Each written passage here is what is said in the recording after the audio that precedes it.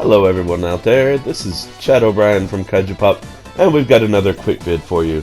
This time we're looking at Shantae and the Pirate's Curse. This is the third game in the Shantae series. The first one never really made it outside of Game Boy Color, save for Virtual Console stuff. The second one, Risky's Revenge, has actually been making the rounds in ports, as we talked about on Kaiju Pop in an earlier video, so you can check that out. This is the third one, as I said before, and it was actually made for both the 3DS and the Wii U. So we're taking a look at the recent PS4 port. So you can see here, this is a combat action platformer game, and it's one of those cutesy mascot style things. Shantae herself she was a genie, but she lost her powers. She is now a full-on human, and she is being tasked with finding relics, pirate relics, to defeat the pirate master, who is apparently coming back. And you've been entered into a alliance with your old enemy, Risky Boots, and you're gonna go to all these islands, and you have to find maps to other islands. So you do that by defeating the boss. And along the way, as you can see here, we've got little side quests to do. They aren't completely side quests, because pretty much without doing them you can't really beat the level. Doing those quests is what allows you to enter various stages and get to the boss in the first place.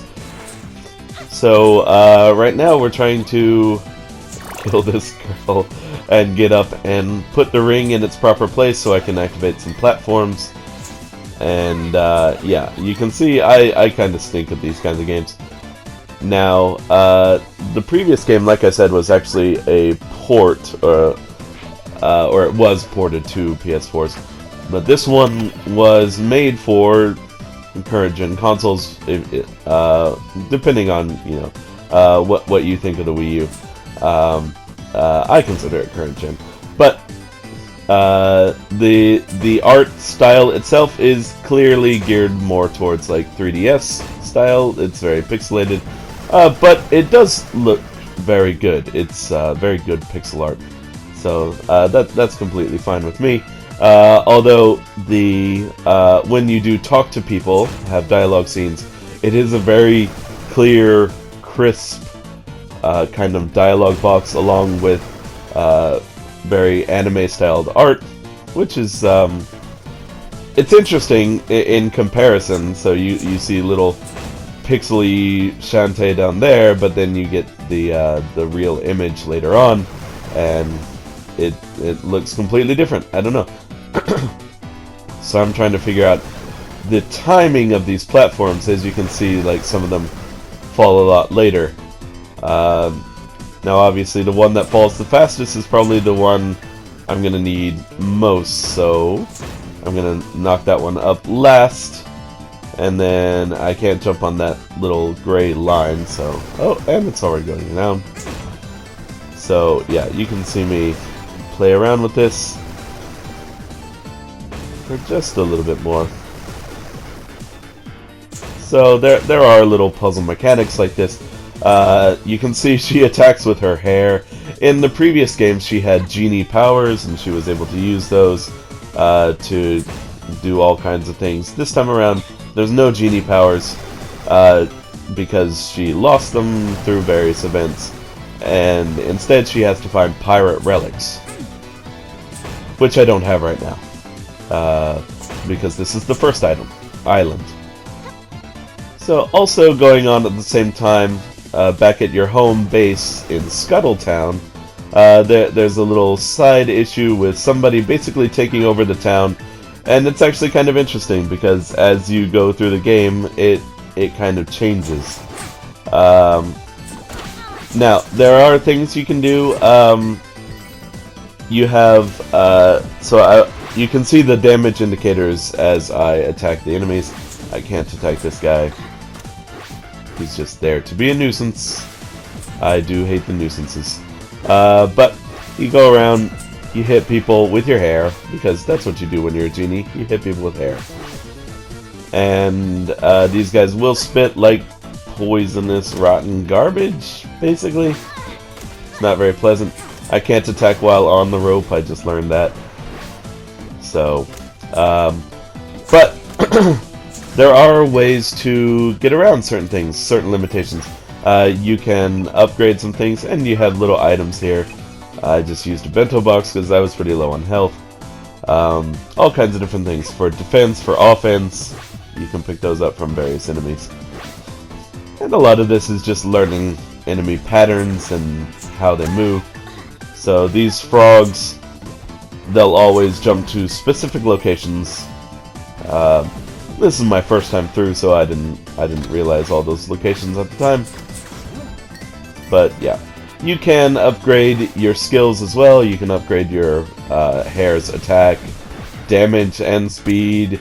You can give yourself certain abilities like a kick and a backdash and all kinds of different things.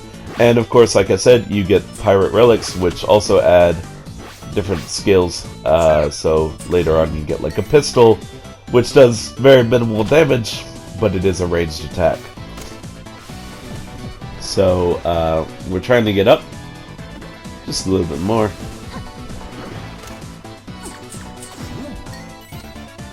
And so you can see there is some platforming. It's not too difficult here, even though it just fell. It does, of course, get more difficult as you get onto different levels, and you'll have to use different abilities and different things that you get in different relics.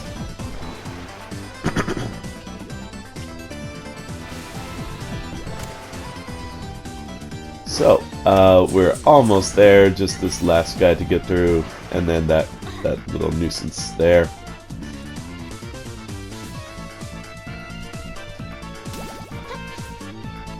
So there's a little arrow here, but I don't trust it at the time. I think arrows pretty much lead towards the end of the game, and there are snakes falling from the ceiling here, so be careful about that. Okay. As you can see, I clearly am not being very careful. But yeah, this is just it's interesting because it means every level has things you have to watch out for. There are all kinds of different enemies. You do different damage to them, obviously. I'm just gonna let snakes rain. I thought there might be an end, but it didn't seem like there was. So up here, you get to see a gigantic dragon, or a Gigalummox. So you can see there, something about ham, that's your context keyword. Now here, we also have a different kind of hidden creature. There are 20 of these hidden throughout the game, and you're tasked with killing them and collecting their dark energy. For what purpose, I don't really know, but it's another collectible item you can get. So there you go. Now you can collect that in your lamp. Your old genie lamp has been repurposed now that you can't use it anymore. You got the dark magic. Awesome. So I need to get ham to wake this thing up. I'm gonna fall down here and fall and fall and fall, and you can see there are two girls here. So you can see, like I mentioned in the dialogue, you get this very stylized artwork to replace the pixelized sprites. And it is a little bit odd, but it's a design choice, and that's fine. Now, there's that ham. So I tried to collect it, but I can't. So I smacked it, though. And then I realized, oh right, all you need is the smell of the ham. So there you go. You collect that in a lamp. We got the ham stink. Now I'm gonna skip ahead because backtracking all the way up to that Lummox is a task. So I'll see you up there. And let's just jump ahead a bit because I don't want to face. All right. Here we are, back again at the Gigalummox. I tried using him. I wasn't sure what I was supposed to do. Just learning stuff. Using the lamp didn't work, so you have to go into your inventory screen, and there's the ham steak. So you can use that. There's the cute little description. So it is kind of funny because right. There we go. Stink it up. And there you go. That will waft into his nose, waking him up. Who doesn't love the smell of a good ham? A roasted ham, honey glazed. Oh, it's the best. I would probably do the same thing here. Just salivate an entire waterfall. And ew is probably what people would say.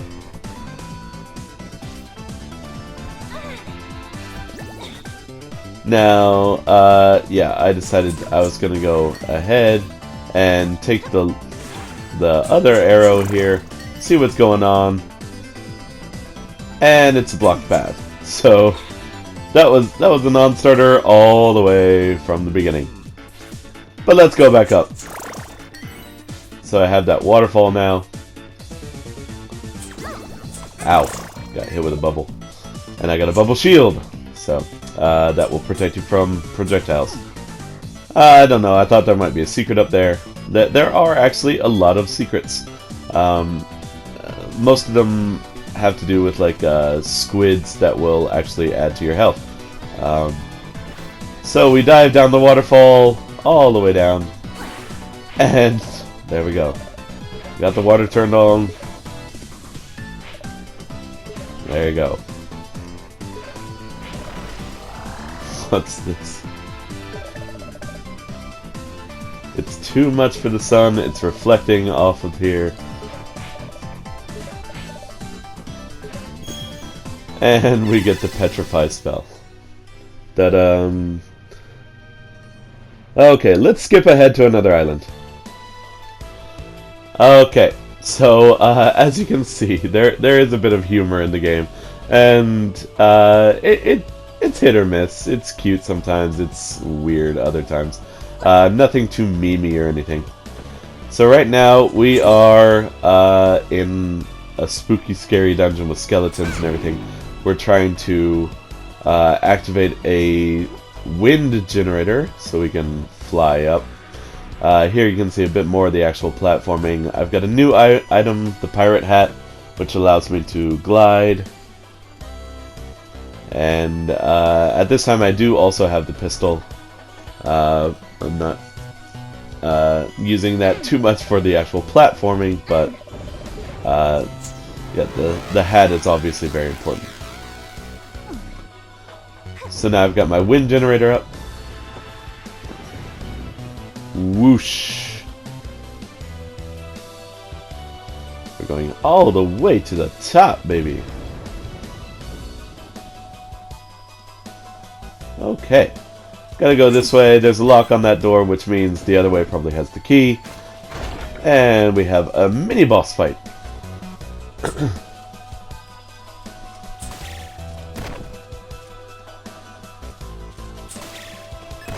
Alright. I got a pipe ball, which I'm actually going to use because these guys tend to get close. And pipe balls will float around you and damage anyone who gets close. So, gonna use the monster milk to give me more attack as well. So, I tend to be pretty bad at these kind of things. But I killed her right away, so that was pretty nice. She got me. She got me. She got me good. Alright. Let's kill her. And there we go. We got the pirate flare. That could take you back to the boat pretty quick. Let's kill these guys. And there we go. One more. And the boss gate is open. Click.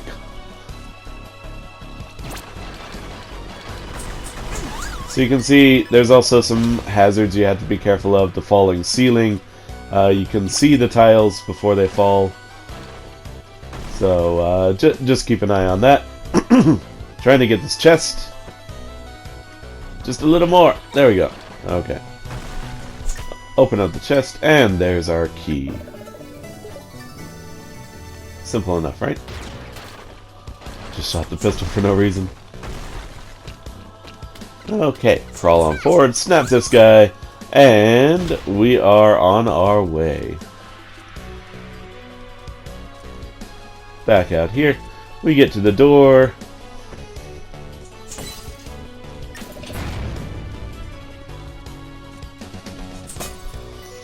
Okay. I don't like these spiders. They shoot things. Spiders should not shoot things. Except webs, I guess. Gotta be careful about these things. They fire in patterns of 1 and then 3. Like so. Fly up. And then spikes. Nobody told me about spikes. I barely managed to work my way around all these. I think that was kind of unfair that they just throw those at you, but at least you kind of had time to work through them. So, this time there's wind on both sides. Gotta get in the center over here. And then I kind of fall down. Wrong side. There's no wind over there, only over here. But I can't get any higher. Getting higher and higher. There we go. And there's our save, guys. So that means there's a boss coming up. Now, I'm going to go ahead and skip again because I died on my first time because I'm terrible. And because I completely forgot a certain mechanic that I'll explain when we go through. So let's go check out our boss. Coming up after the wipe.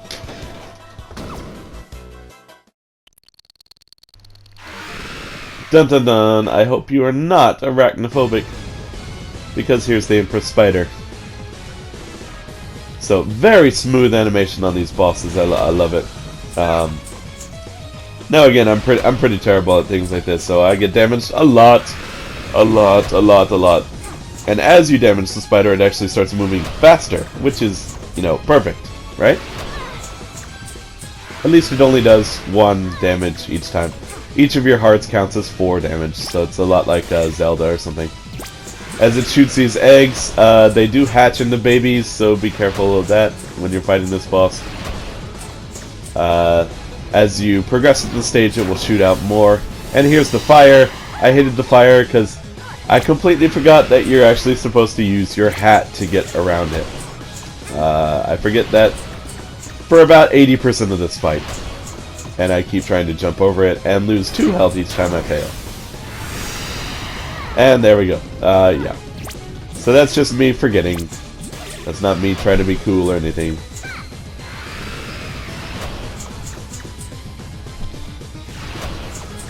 Yeah, it's obviously not that difficult once everything's figured out. But it does get quick, and that means you have to be just as quick and on your toes and kill all the eggs before they hatch, everything like that. And it slams right in my face.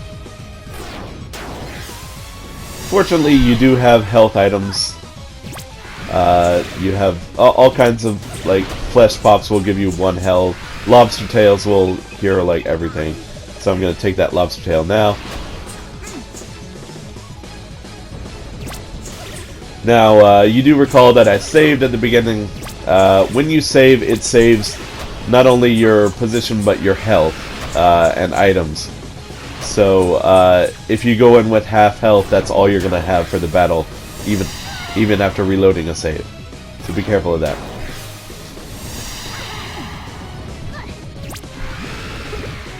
So, here you go. I was a little bit late, and now there are babies out. You gotta duck to get them. And thus, they're causing quite a lot of problems for me. More fire. Finally, I remembered the hat, but I still got hit twice. So, more eggs. Gotta kill them quick. And that's where the challenge comes in, is just getting there in time to do some damage.